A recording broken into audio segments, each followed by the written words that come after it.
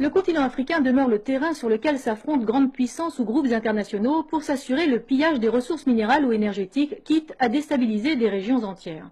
Le supplétif que semble être devenu la France n'est pas en reste pour disséminer le chaos occidental. Récemment converti, Paris est ainsi devenu le missionnaire zélote de la culture LGBT occidentale. À défaut de développer des solutions durables pour des pays prétendument décolonisés, on développe l'expansion de pratiques contre nature peu onéreuses qui participeront du moins à réguler en partie le taux de fécondité tout en diluant certaines ardeurs de la jeunesse. Comme cela est notamment prévu en Côte d'Ivoire, où la célèbre formule du Make Love Not War pourrait devenir la nouvelle devise du pays, tant la mensongère impression d'ordre dans la capitale ne peut masquer le chaos insécuritaire qui grandit sur son territoire.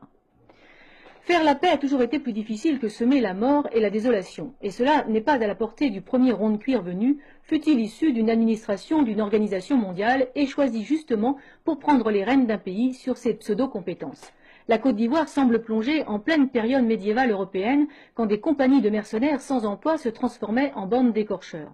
La recrudescence des attaques récurrentes des coupeurs de route et les nombreuses agressions à l'arme automatique relancent la question du désarmement des ex-combattants issus à 80% des forces nouvelles, l'ex-rébellion du Nord, pro-Ouattara, qui, selon la version officielle française, prit le pouvoir en contribuant à chasser le président légitime, Laurent Gbagbo.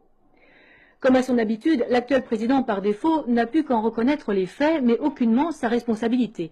Totalement dépendant de Paris et de la Banque mondiale, il continue donc de promettre à qui veut encore le croire, travail, richesse et stabilité. Une déformation de l'ancien cadre du FMI qui, comme son regard en témoigne, dit une chose mais fait tout le contraire. Prenant officiellement une réconciliation nationale, il n'a eu de cesse dans les faits de persécuter les soutiens du président Laurent Gbagbo et de détruire le restant de cohésion nationale.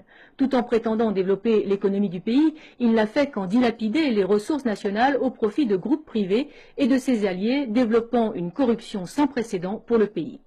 L'homme de l'ordre en apparence n'est là que pour assurer le chaos sur lequel prospèrent des minorités.